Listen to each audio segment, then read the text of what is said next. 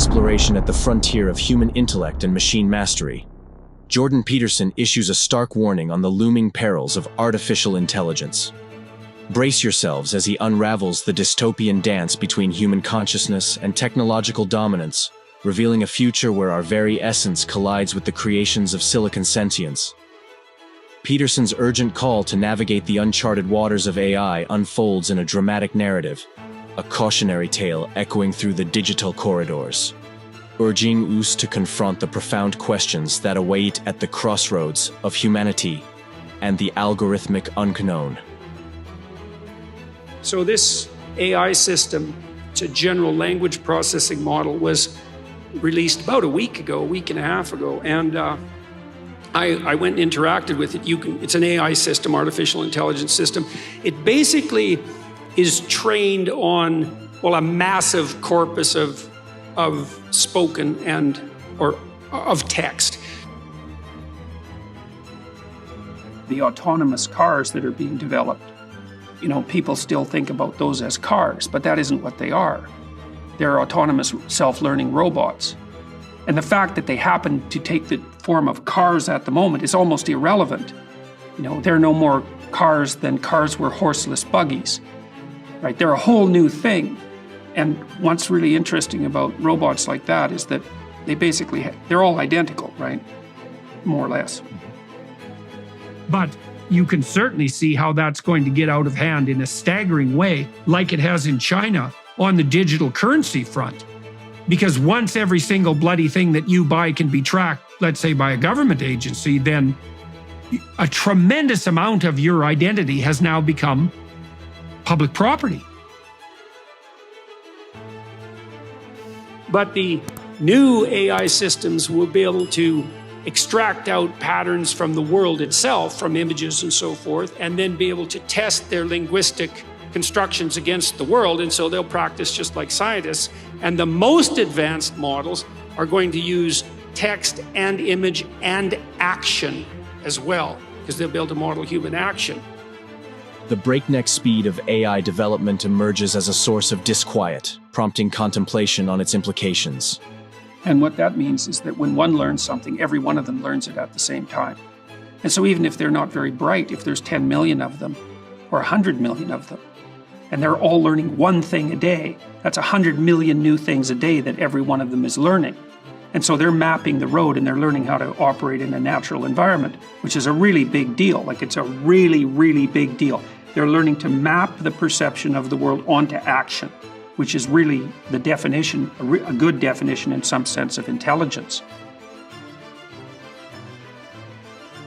Well, I guess the downside would be, is it possible for it to exist in a very protected environment? Now, you've been working on that technically, so a couple of practical questions there. Is this gadget that you've been starting to develop, do you have anything approximating a commercial timeline for its release?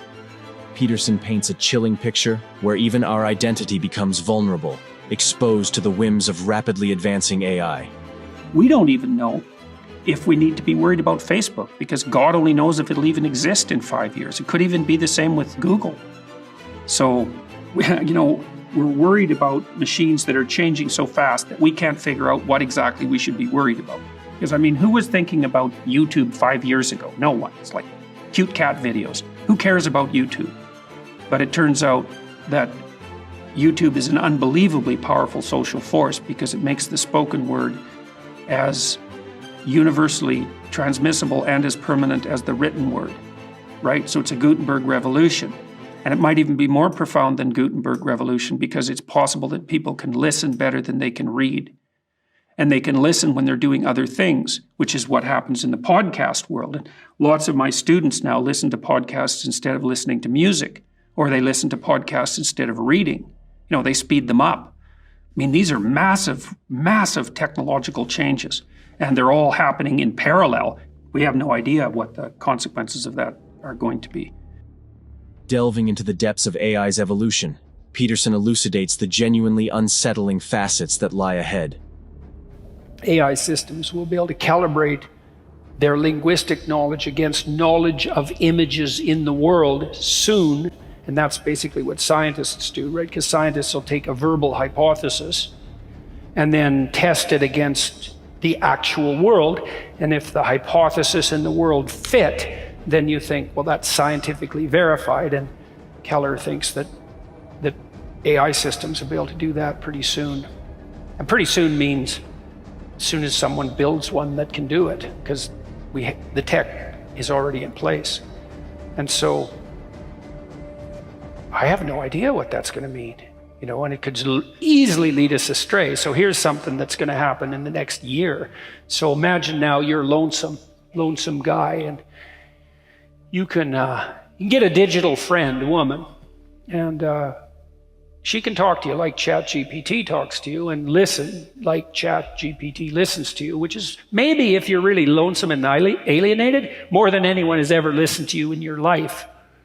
And then soon, she'll not only listen to you as a text interface, but she'll be a fully rendered 3D, well, let's say 2D photorealistic, fully rendered animation, indistinguishable from a genuine image of a genuine person. And then that'll be 3D for your, Oculus headset. And then, well, that'll be like just right now. That'll be the value proposition, right? Is you'll be able to turn your virtual girlfriend into your virtual partner. And who knows what that'll do?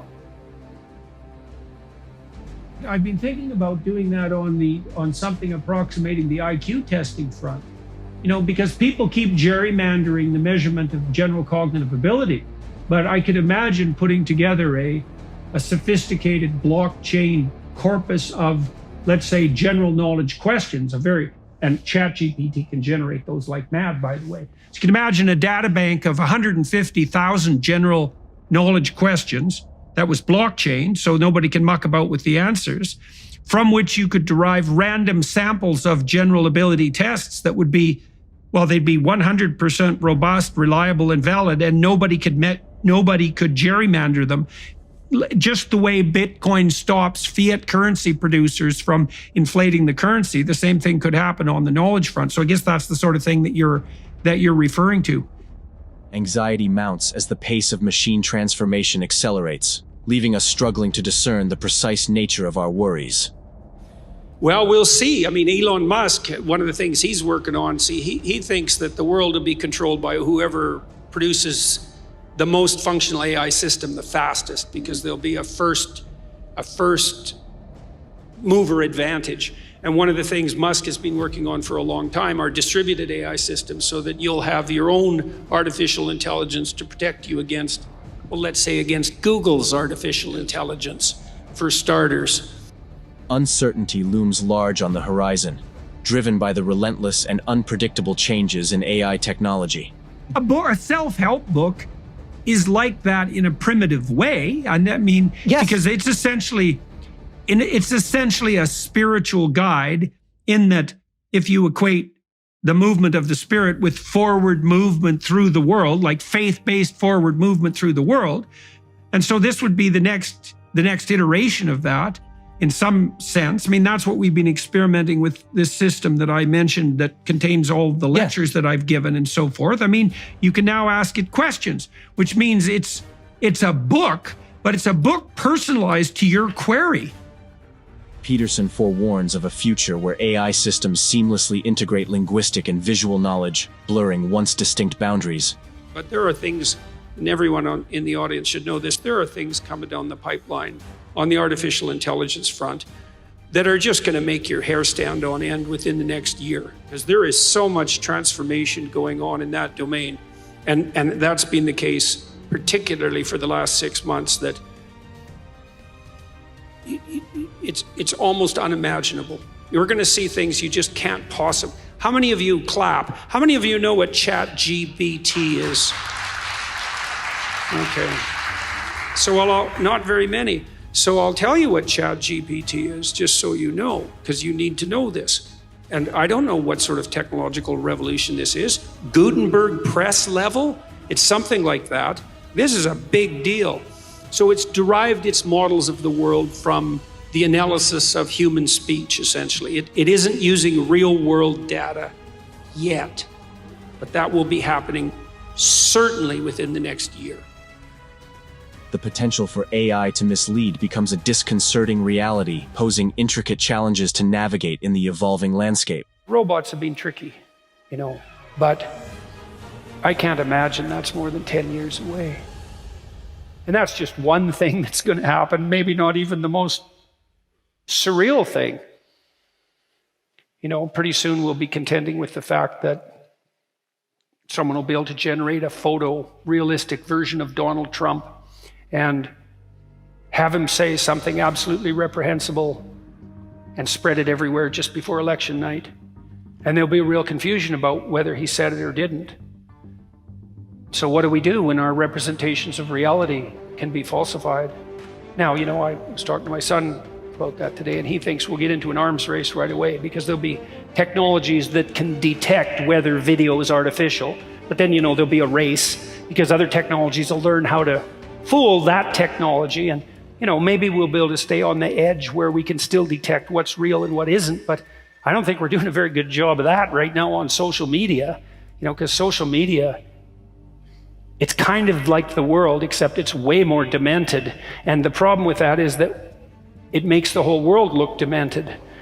A somber prophecy unfolds as Peterson asserts that the world's fate may hinge on the producer of the most advanced AI. So my concern fundamentally is that these machines will reflect us ethically. And that should be frightening because I wouldn't say that our ethical house is particularly in order. So they're going to magnify what we are. The Google guys can talk about the mind of God, but that's making the presumption that the thing that we're building will be a good thing. And I don't think that it will be a good thing because it will reflect us. In a poignant conclusion, Peterson underscores the dual nature of AI, holding the promise of human progress or serving as the harbinger of our downfall. So you're envisioning a future very rapidly, it's already here, where we're already androids. And that is already the case because a human being with an iPhone is an android. Now, we're still mostly biological androids, but it isn't obvious how long that's going to be the case. And so what that means, like I've laughed for years, I have a hard drive on which everything I've worked on has now been stored since 1984. And I joke, there's more of me in the hard drive than there is in me. And it's not a joke, really, because... Yeah, it's real. It's real, right? There's tens of thousands of documents on that hard drive. And weirdly enough, I know where every single one of them is. So... Wow. So now we're going to be in a situation. So what that means is we're in a situation now where a lot of what actually constitutes our identity has become digital. And we're already being in relationship to that digital identity, mostly by credit card companies. Now, I would say to some degree, they're benevolent masters because the credit card companies watch what you spend and so how you behave, where you go, and they broker that information to other interested capitalist parties. Now, the downside of that obviously is that these parties know often more about you than you know about yourself. I've read stories, for example, of advertisements for baby clothes being targeted to women who A, didn't know they're pregnant, or if they did, hadn't revealed it to anyone else. You hear babies have no theory of mind. It's like, yeah, no, they can imitate. That's pretty bloody amazing, man. Like, you haven't seen robots that can do that yet. Although there are robots now that you can teach by moving their arms. You move their arms and then they'll do it. And so you can actually program them by moving them and then they'll just repeat it. And so they're getting close to imitation. They're really getting close. And then look out, man, because they're going to be imitating each other as well as us. And they're going to do it so fast, you just won't be able to believe it.